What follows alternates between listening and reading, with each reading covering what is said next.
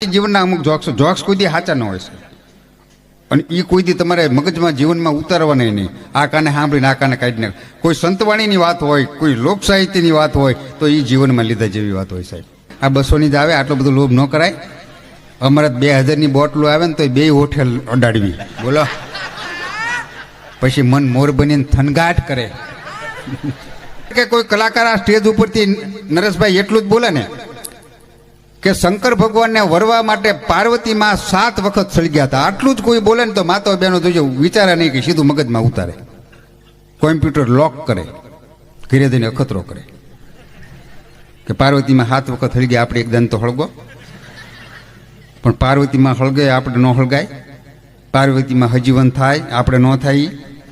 પાર્વતીનો પતિ શિવ છે, આપણો નાનકો એવો જીવ છે. પાર્વતીનો પતિ કૈલાસમાં છે, આપણો કારખાનામાં છે. પાર્વતીનો પતિ શંકર છે, આપણો હા વણશંકર છે. આવા ધંધા નહીં કરવાના.